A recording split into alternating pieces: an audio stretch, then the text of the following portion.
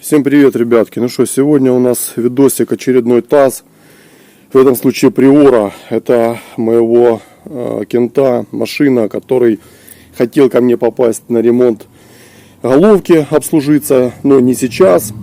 Так сложилось, что у него в четвертом цилиндре отвалился, в общем, со свечи, видите, кусочек электрода, упал в четвертый цилиндр, видите, вот немножко начало бить четвертый, вот здесь впятина, потом как-то перебросило в третий побило гораздо больше, видите, какой поршень, это я сейчас очистил.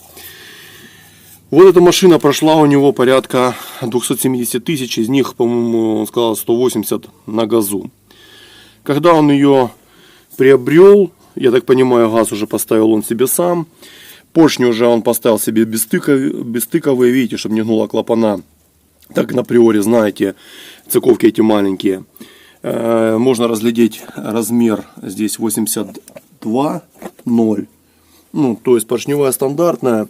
И честно сказать, я удивлен по состоянию цилиндров. Да, уже как бы располировано, немножко износ, но даже местами еще просматривается ханинговка. Чуть ниже вот там вот она видна. В принципе, она у него масло не жрала. Когда они поменяли бестыковые поршни, подкидывали колечки. И все. Сейчас просто из свечи бризг отвалилось, начался стук в моторе. Человек ответственный остановился, не стал ехать. Услышал этот стук, да, и стал на трассе. В общем, мне позвонил. Немножко непланированно.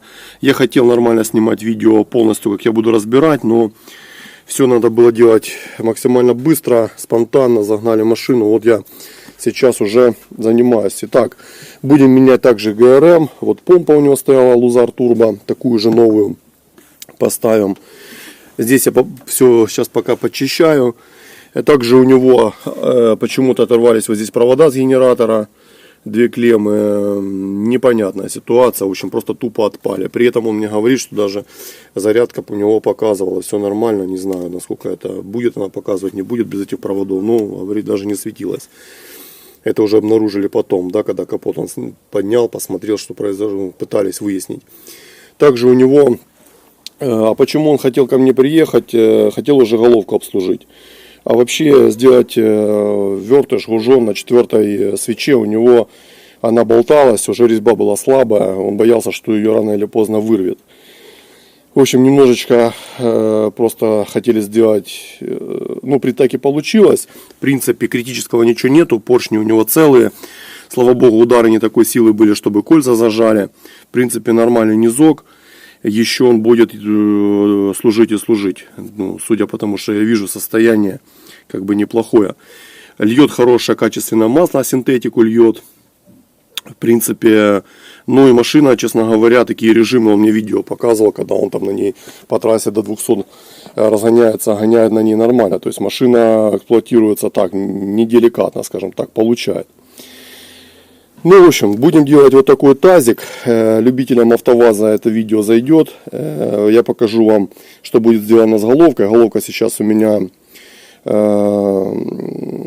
нужно, я вам покажу, в общем, она у меня в другом месте находится.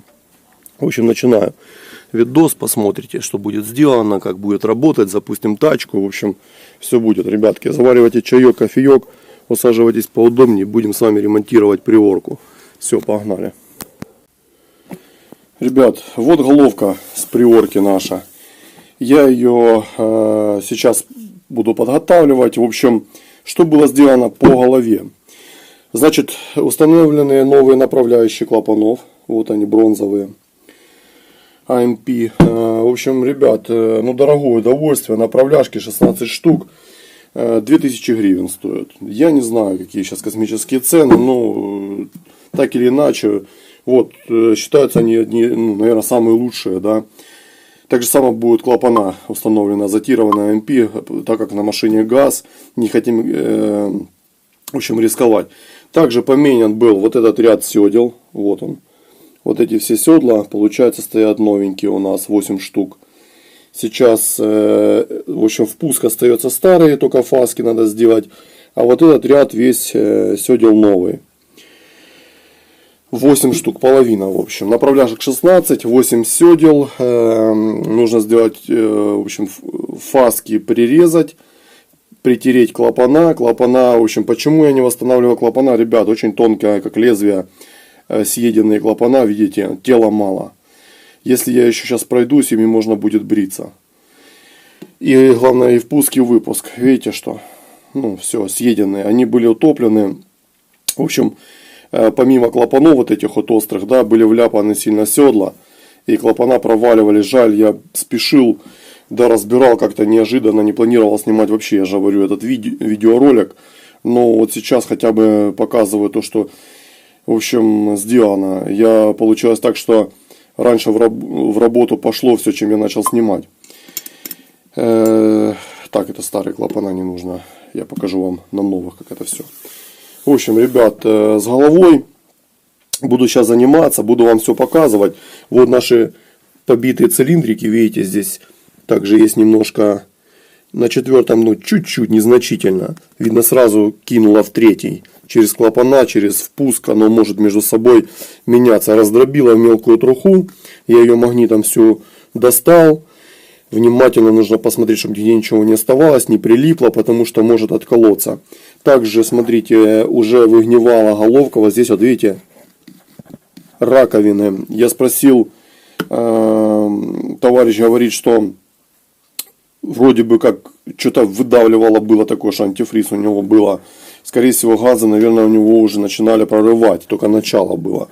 Поэтому это все уйдет с фрезеровкой головки. Также я уже поставил сюда вертыш. У меня был такой набор. Я ранее его покупал, но использую для друга впервые. Вот такой набор ятовский. Здесь мячик для прорезки резьбы под 16, да, 21-25 по наружке. И на фиксатор резьб Loctite. В общем, я установил вертыш. Он засыхает здесь. Я затянул его хорошенько со свечой. Свечу выкрутил, а он там остался. И теперь засохнет, я думаю, намертво. Вот такой набор. Тут черные есть, но они какие-то легкие. Я, честно говоря, ну не знаю, побоялся их ставить. Вот тут эти вот более такие, они крепкие. Визуально мне понравились больше. Сплав какой-то, может быть, бронзы тут с чем-то. Ну, в общем, поставил такие ему. Ну, одну. Только здесь, вот она. Здесь у него резьба хорошая. Сейчас вам покажу, какие запчасти мы купили на приорку. Старались качественно, человек ответственный, хочет сделать качественно, все хорошо, чтобы ездило надежно. Поэтому, конечно, цены сейчас меня даже у нас по ВАЗу как бы смущают, ну космические. То есть все дорого очень стоит даже на ВАЗ сейчас. В общем, ребят, посмотрим, сколько будет восстановление это стоит, сколько оно выйдет, надо будет посчитать, интересно просто. И причем это без ниска, это фактически восстановление верха. Ну вот, посмотрим. В общем, ребят, продолжаем работы, буду вам все показывать. Ребят, резать я буду на своем новом станке, который я наконец-то себе приобрел. Он так мельком попадает в мои ролики, но я еще обзор не делал на него. В общем, это я нашел, это китайский аналог Мира, да, но качественный очень. Имеет чугунную крепкую основу, чугунные лапы, которые двигаются под разный размер головок блока цилиндра. Крепление настенное, 13-сантиметровая стальная пластина. Видите, регулировать можно ее как по наклону, так и по вылету влево-вправо под разные головки. Механический зажим конуса. Ход, это который, видите, такой по чуть-чуть можно подавать резец. Микроподача. Здесь достаточно такой, наверное, сантиметра 3. Ну, в общем, 2-3 сантиметра вверх-вниз можно только микроподачи подавать. Плюс регулировка вот здесь вот прижимная с поворотом от магнитной плиты. Осуществляет затягивание этого винта. И также подключение осуществляется магнита к платформе. Электромагнит здесь очень крепкий. Вот сейчас она установлена, нет никакого жесткость, просто колоссальная. Мне очень нравится, то что очень, вот я ее сейчас не могу даже пошатать. Магнитик отключается и все. Центруется очень просто. Также шел набор вот этих вот пилотов. Также вот такие вот разных размеров держатели резцов. Плюс инструмент для регулировки, да, где именно резать нужно.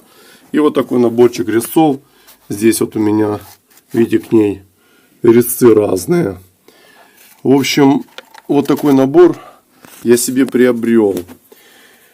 И сейчас своему другу я буду делать именно на этом станке 3 угла. Резать фаски под клапана. Ну, штука очень удобная, очень быстро на ней работать. Переставляешь, ну, вообще отлично. Крепление быстрое. То есть, я думаю, что по скорости обработки можно поспорить даже со станком, который тут на платформе.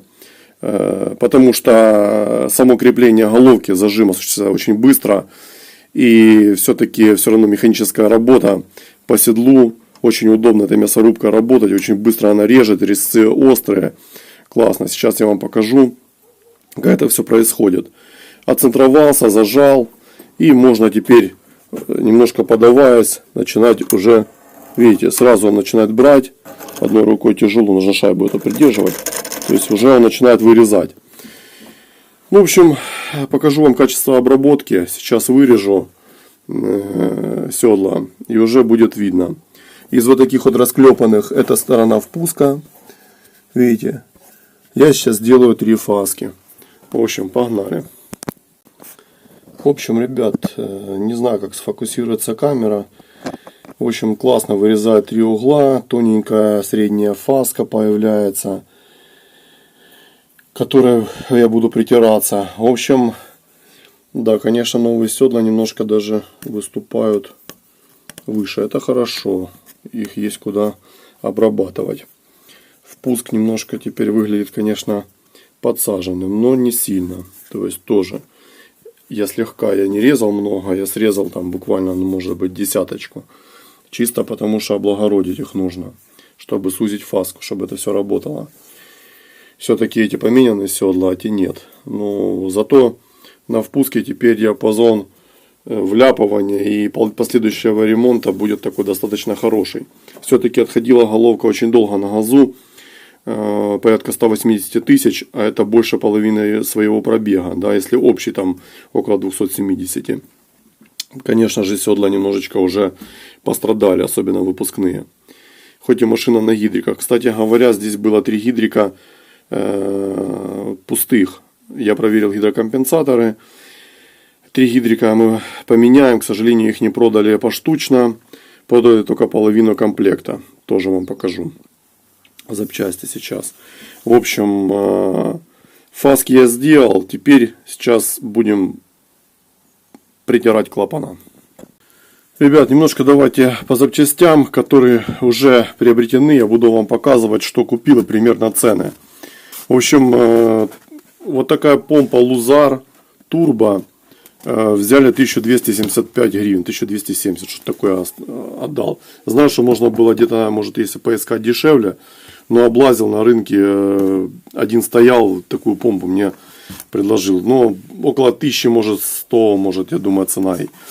Фильтр Мале 384, новенький, 187 гривен. Отдавал. Свечи вот такие, ВАЗ, стандарт зажигания. Вроде как оригиналь для ВАЗа, даже значок ВАЗа есть на самих свечах. 240 гривен. Отдал вот эту прокладку коллектора металлическую. Получается, что там до 100 гривен тоже. 89 гривен, по-моему. Да, 89. Иновских 8 гидриков пришлось купить. Не продают поштучно. В общем, взял 8. Человеку будут в запас. Вот такая упаковка. Гидрики 900 гривен. Вот этот мне комплект отдали, половина. Вот он, иновский. Так, кит-комплект Гарема Гейтс. Вот такой. Я его вскрывал, проверял, чтобы здесь были ролики. В общем, ребят, 2000, по-моему, 300 что-то 40 гривен отдали. Ролик вот такой натяжной. Вот и мешочек. И глухарь. Ну, подшипники вроде качественные, везде маркировки. В общем, вот такая у нас цена, ребята. Так, что у нас еще есть? Сейчас покажу вам еще. Еще мы купили. Так, мне еще закрывается коробка, потом закрою. В общем, здесь картеховские сальники, это клапана. 16 L-Ring, 2 сальника.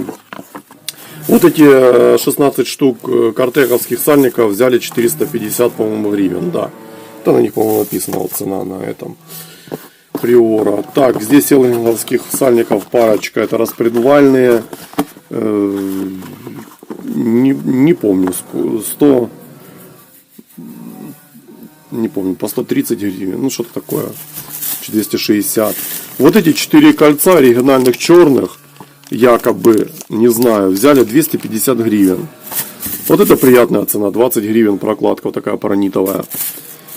Здесь мелочок, ребят, ну, в общем, здесь форсуночные вот такие колечки, комплект. 102 гривны, по-моему, 8 штук. Такие они в опылении в каком-то, ну, в общем, специально. Вот такие боночки взял под коллектор, у него оборваны по 30 гривен штучка взяли. Теперь шкив взял зеленый оригинал демпферный. Вот он. 2110, 12, 2170 Приора показано. В общем, шкив зеленый взял с демпфером. Ну, в общем, 1100 с чем-то, 20 или что-то такое гривен. Так, и прокладка ГБЦ, металлопакет. Ну, вроде качественная такая, как считается. Ну, золотая середина. По-моему, 590. В общем, ребят, вот такие у нас цены. Это еще не все. Еще я с клапанами тут заморочился. Клапана не могу никак выхватить. Обещают. Нужны ампишный азот под газ. Который, в общем, куплю, я покажу и их. Пока еще мотаюсь, не получается купить. Не так все просто. Там космос за них гадают. В общем, ну, ищем пока. Время пока есть. В общем, вот такие запчастюхи на сейчас на приорку. Ребят, чем хорош аккумуляторный инструмент? Тем, что без света можно хоть что-то чем-то заниматься. Вот сейчас щеточками буду на приорку чистить крышечку. Вскрыл. Видите, человек ездит, в принципе, на хороших маслах. Но я ее вскрыл, потому что герметик мне нужно очищать. А он летит туда под эту... под пластик, да, чтобы там нигде не попало, не забилось потом масляная система. Поэтому я открыл, все вымою, обезжирю. В общем, занимаюсь чисткой. Отрубили у нас свет. Но ничего, будем работать. Итак, когда-то же его дадут, правильно. В общем, нужно зачистить, вот это все красиво сделать. Все, крышечки полностью очищенные, помытые. Все чисто, красиво. Можно теперь, конечно, поприятнее собирать. Вот такое, когда оно все обезжирено. Полностью убран старый герметик отсюда. Сейчас я соберу систему вот эту вентиляции. Сапунчик я здесь наживлял винтики. Крышку подготовлю уже, чтобы сюда уже не возвращаться. Все, забрали наконец-то клапана. Получается 4 коробки вот таких идет. 2 коробки, ну по 4 штуки в каждой коробке. Получается 8 штук у нас впуск и 8 выпуск. Вот такой номер, кому интересно. Ребята, ну 3000 гривен они стоят. Вот такие. АМП азот. Стоят дороже вазовских. По крайней мере у нас. Считаются лучшие на газу. Можно ездить. Вот такие упаковочки здесь. Все красиво запаковано в фирменных АМП. Давайте достану клапан, посмотрим. Так, это выпускной меня интересует. Вот такой красавчик. Везде, видите, маркировочка АМП. Вот здесь вот на ножке. Интересно, как они сделаны. Ребят, не магнитятся. Выпускные, видите. Двухсоставные. Клапана реально крутые. И вставляем сюда. И на новых клапанах, на новых направляшках люфта нету. Супер, вообще отлично. Ну, может, минимальный как раз на тепловой зазор. Будет очень классно. Клапан выступает, видите, торчит. Не утоплен. Нужно будет сейчас притереть их. Ну, в общем, вот такие у нас клапана будут крутые стоять на нашей тачке. На приорке. Ребят, в общем, седла все прирезаны. Сейчас притираю клапана. Видно, видите, красиво видно 3 угла. Фасочка, все четко. Вот серая полоса. Я парочку притер сейчас выпускных. В общем, наши клапана вот, красавчики. Я их сразу подписываю по месту. Сейчас, в общем, все притру. Проведу вакуум-тест головки. Проверим на герметичность. Да, ребят, дал вам совет такой небольшой. Старайтесь работать с одним чем-то конкретно. Вот выбрали задачу. Не работайте вот как я. Вот тут делал лексусовские головки, да, делал приору и делаю BMW-шную в тот же момент. Вот уже половину начал притирать. Так лучше не работайте. Вот, это годами просто уже вышкалено. Когда мы работали постоянно, у нас было в работе несколько моторов, и они были на каком-то этапе постоянно. Один там на росточке, тот разбирается, тот еще что-то, там разобранный двигатель стоит. То есть вот это вот все, вот эти навыки, большая, то есть ошибиться легко. Где-то что-то забудете, потому что это сложно, вот работать сразу с несколькими объектами. Так не делайте. В принципе, я как делаю? Я всегда переключаюсь по важности, да, по временным каким-то параметрам. Я понимаю, что эта головка у меня, допустим, там на следующую неделю. Эти головки нужно было сделать на этой неделе. И сейчас мне нужно другу сделать обязательно приору до конца недели. Да? И вот в таких ситуациях включаешься, начинаешь работать. Но я вам не советую так работать. То есть берите что-то одно, занимайтесь чем-то одним. Конкретно вникайте в один процесс, занимайтесь от и до. Потому что, я говорю, даже многие люди, которые 1000 раз... У меня был человек, да, сейчас я вам просто скажу так, на всякий случай, который собирал моторы, моторист, да, хороший моторист, реально он много делал моторов. Так он на одном моторе головку задом наперед одел. То есть на Фиате 1.9 GTD Добла. Он одел головку задом наперед. То есть, вот представьте, что-то у него в голову перемкнуло. Прикрутилась головка, затянулась, и так отправили мотор человеку в спешке. Человек получил и фоткает нам фотографии, показан мотор с головкой задом наперед. Я этому мотористу показываю, смотри, говорю, это ты делал мотор. Он смотрит и в шоке, он по фото сразу понимает, где он сделал ошибку, да, что головка стоит в другую сторону. И он таких моторов очень много собирал. Я хочу о том сказать, что не ошибается тот, кто ничего не делает. И чтобы не ошибаться, очень много с годами нужно набить шишек. Вы должны просто быть подготовлены, работать сразу с несколькими объектами в суете, при этом со всеми вот этими головняками, которые там, они отвлекают, да, где-то кто-то позвонил, позвал, выйди, забери, встреть, старайтесь меньше отвлекаться. То есть старайтесь как-то так создавать свой график, свою работу для того, чтобы занимались конкретным делом. Это вам вот совет от бывалого. Потому что будете делать ошибки, ошибки очень дорого вылазят боком.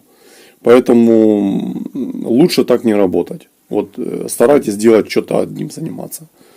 Вот я сейчас все откинул, все отставил. Вот четко увлекся, сейчас делаю вот эту ГБЦшку. Все, в общем, продолжаем. Здесь я притираю вот так вот. У меня есть специальный ключик. Присоски что-то отпадают. Пробовал присосками, но на клапанах что-то присоски не держатся. В общем, притираю с пристукиванием. В общем. Да, кстати, прикол, ребята. Я же вам рассказываю по работе. Смотрите, одна голова заваренная лежит в мойке у меня. Вся обваренная. Ее нужно будет фрезеровать, делать седла. В общем, до ума доводить. Лоносячая головка у меня тут на складе. Так, это от мотора. Вот она еще лежит. И вот еще лоносячая лежит. Ждет запчасти. То вазовская лежит у меня, то моя головка. В общем, и наборка запчастей это с этого мотора. Обвес. В общем, вот так вот. Поднавалило немного. Но ничего. Ничего. Все разгребем. В общем, продолжаем работы. Итак, ряд притертых клапанов выпускных. Сейчас проведем вакуум-тест. Включил свой аппарат. В общем, проверяем. Клапана нужно прикрыть. Прикрываем за клапана и прижимаем. Так, вот у нас показатель. Отлично. Следующий. Прижимаем клапана. Так, есть. Напомню, что сейчас пока сальников нету, поэтому через зазор направляющего все равно прокачивает воздух. Если поставить направляшки, то будет еще герметичнее. Вот, пожалуйста, это наш третий. И последний по четвертый. Так, вот. Так, все. Теперь можно заниматься.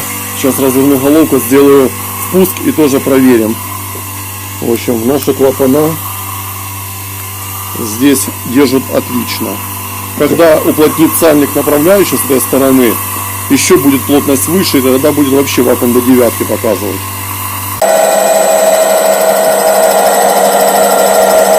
Процесс фрезеровки головы. Сейчас буду делать этот чистовой проход уже. 3 соточки дал. Резечек еле касается.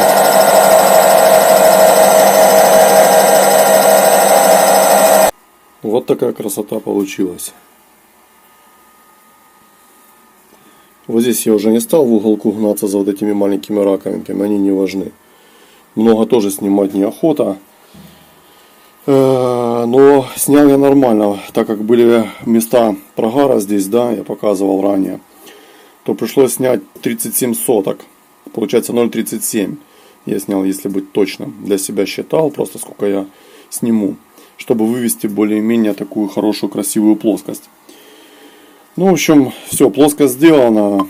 Теперь можно головку собирать. Ну, в общем, буду вам показывать, что я буду делать дальше.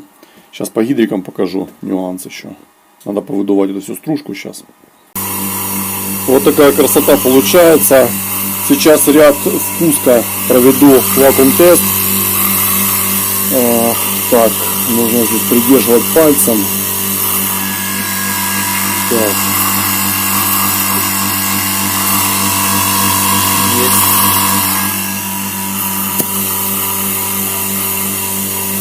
Форсуночное отверстие. Нужно придерживать хорошенько. Есть.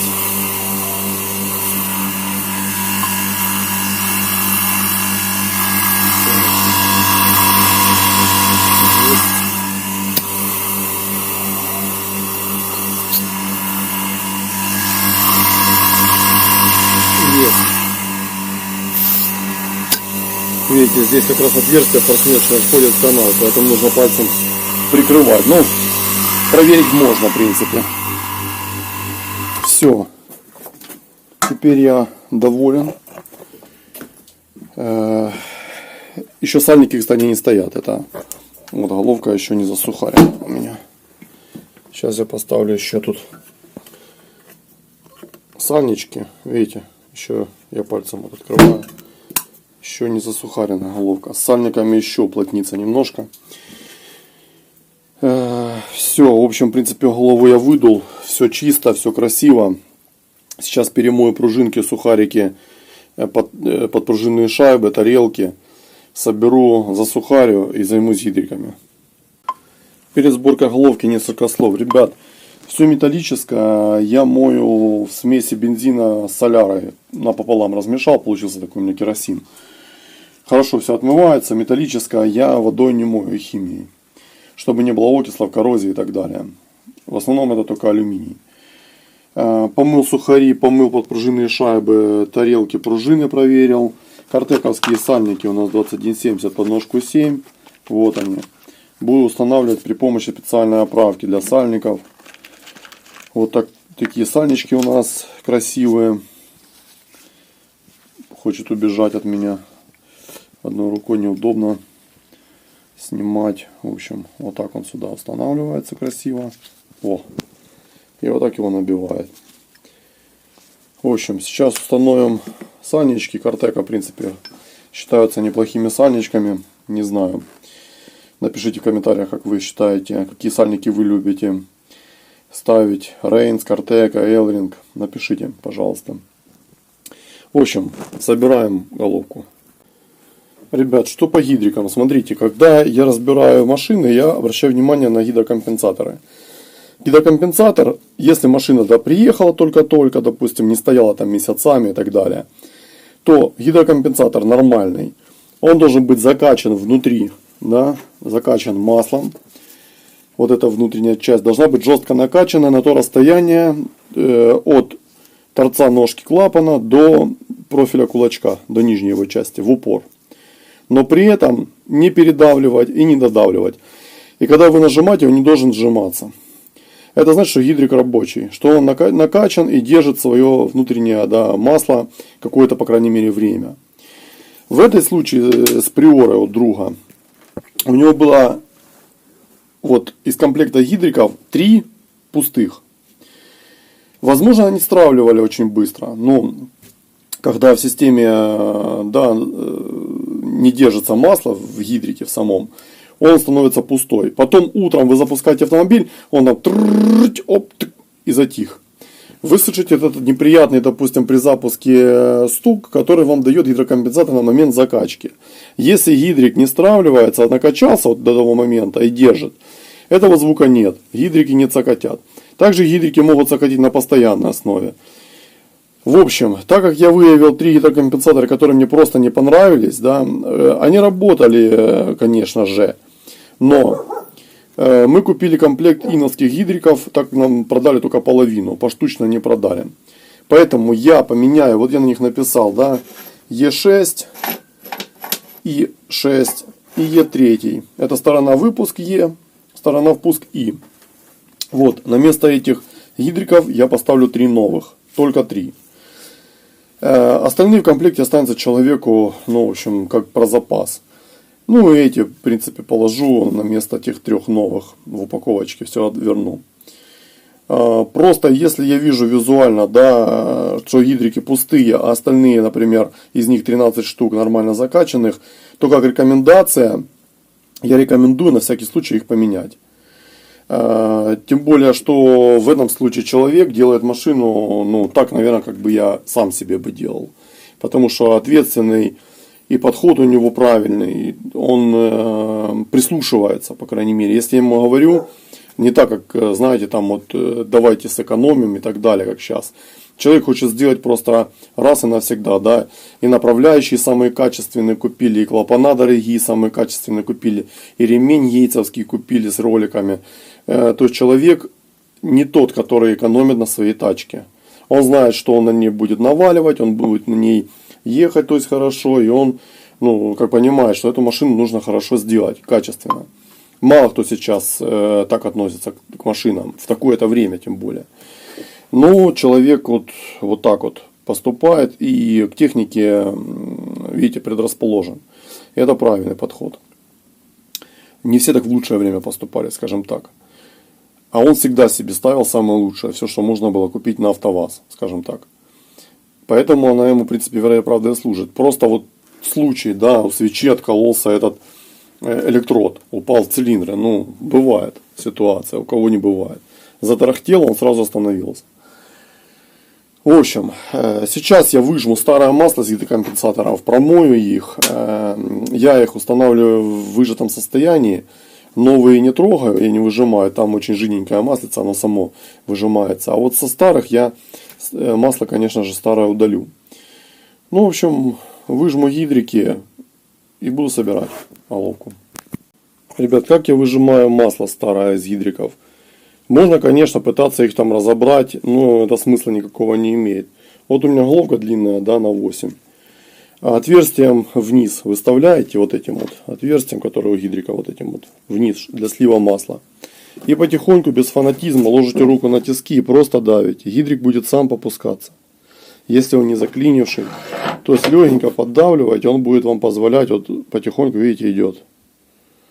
И будет сейчас капать вот здесь вот. Старое маслицо будет выходить с него. Я тряпочку подстелил для того, чтобы все, без фанатизма, не давите сильно. Все, в упор вы почувствуете. Все. Вот здесь вот видите, выливается вот оно, старое масло. Все, и так все понемножку выжать, а потом нужно будет помыть бензинчиком их.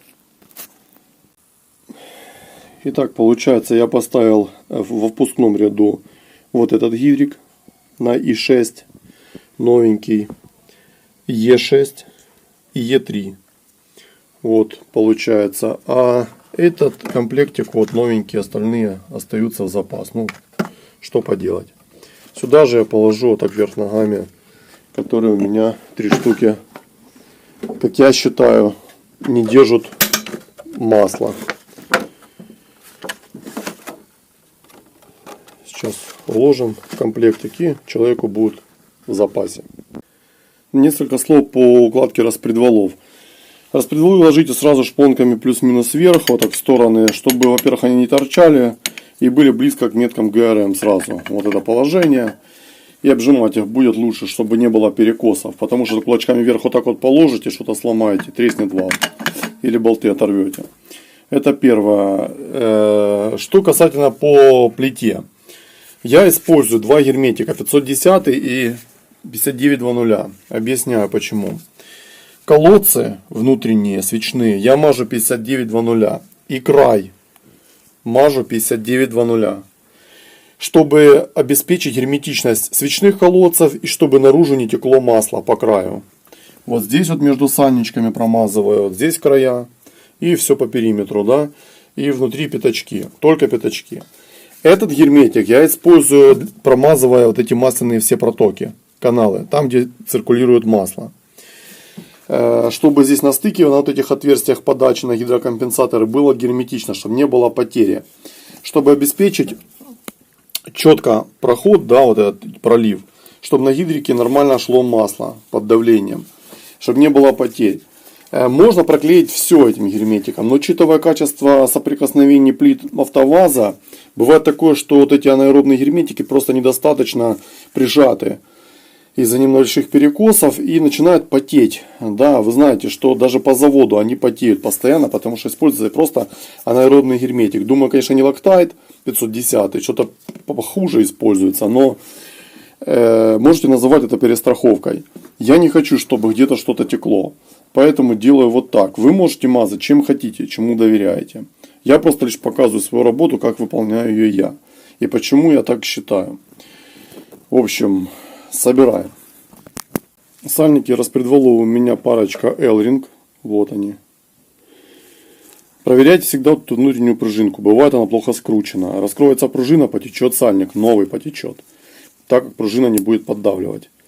На стыке она на скрутке бывает на виток надета. Когда вы едете на вал в работе, она раз разжимается, раскрылась и все. И сальник, получается, не работает нормально. Резина нормально не будет прижимать. Масло будет пропускать, будет потеть сразу же новый, а потом потечет. Поэтому обязательно вот эти пружины, на всех сальниках пружинных нужно ее проверить на скручивание. Если плохо скручено, открутили чуть назад против витков, вставили, и она закручивается сама на закручивание. Там это все просто. Сейчас тяжело мне показать вам. Я говорю про эти пружины постоянно. Может, стоит, конечно, раз как-то попытаться показать вам. Камеру хочу поставить, показать. Вот, смотрите, попытаюсь показать вам, что я имею в виду. Вот пружинка, видите, у нее есть скрутка. Вот так вот, пробуйте ее, отлично. А бывает она бац и раскрылась. И тут тоже. Также коленвальные сальники. Смотрим, где есть состыковка ее. Вот. И проверяем. Отлично. Вот в этом случае качественные сальники и хорошая пружинка. Мягенькие, все. Можно ставить. Вот так это выглядит. Видите, вся внутренняя часть нанесен герметик Loctite 5900. А масляная вся система, в том числе и подача на датчик, вся ограничена Loctite 510 анаэробным. Там, где контакт идет с маслом непосредственно. Все, теперь можно устанавливать плиту.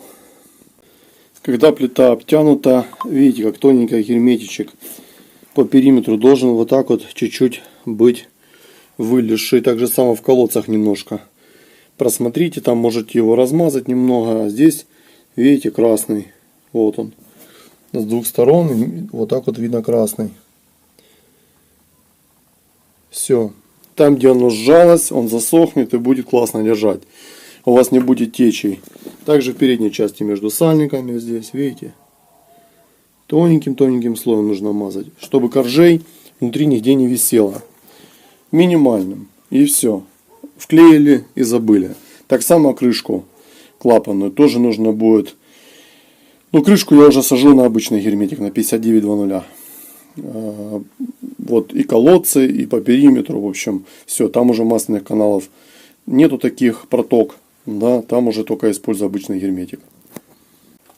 И не забывайте про вот эти пробки.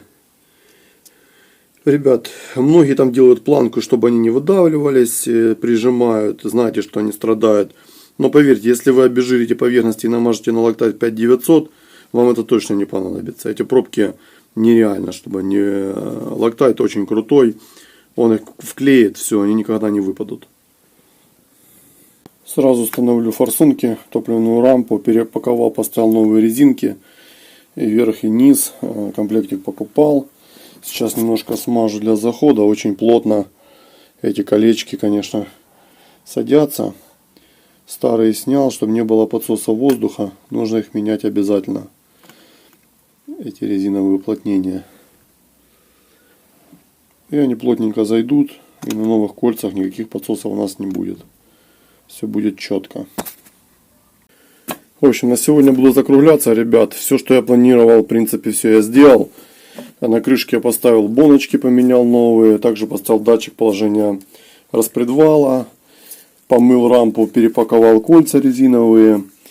Головка полностью сделана, собрана. Болты вот лежат готовые. И направляющие втулочки вот такие красивые лежат, ждут завтра. Там блок я уже подготовил, почистил ранее. В принципе, буду завтра бомбить. Единственное, что мне нужно взять впускной коллектор. Хочу его продуть, помыть, хотя бы привести в порядок. И поменять там резиновые уплотнительные кольца. Тоже новые есть у меня, купили. В общем, продолжаем работы по приорке. Уже теперь только будет сборка автомобиля дальше, наверное, у нас пойдет. А, еще нет, с коллектором, наверное, покажу вам резинки. А потом уже будет сборка автомобиля. А вот и коллектор. Ребят, смотрите, какие резинки. И здесь я смотрю, что пытались поставить по 2 кольца. Но 2 кольца никак сюда в паз не встают. Одно другому мешает. Видите, повыдавливало, порвало их, полопалось. Я не знаю, я спрошу, конечно, у друга, может, подсосы воздуха, честно говоря. Ну, может, и не было. Но вот здесь такие дырки, честно, могли быть запросто подсосы воздуха при таком раскладе. По крайней мере, получается, если наоборот посмотреть, ну да, это получается, коллектор у нас стоит вот так. 3-4, да? 3-4, ну да. Могли быть подсосы воздуха с такими резинками. Ну, в общем, надо немножко эту пыль сбить. Внутри там продую сейчас. Промою бензином с воздухом. И будет у нас чистенький коллектор на завтра. Поставим новые резинки. Комплект. Дома так гораздо поярче будет. Вот такую красоту уже не стыдно установить. С новыми резиночками. Видите, такие они остренькие, торчат. Вымыл коллектор. В общем, на завтра подготовил. Главное, чтобы он не упал. С тисков у меня сейчас еще. Все, в общем, в принципе, коллектор вымыт. Мыл бензином с керосином с мовильницы. С воздухом, пропшикал хорошо его, обтер, воздухом продул и гуд. Можно будет, ну, заодно с коллектора повыдувал, чтобы ничего не попало, так как здесь у нас, скорее всего, было с воздухом, да, попадание между цилиндрами. В общем, будем завтра собирать машину.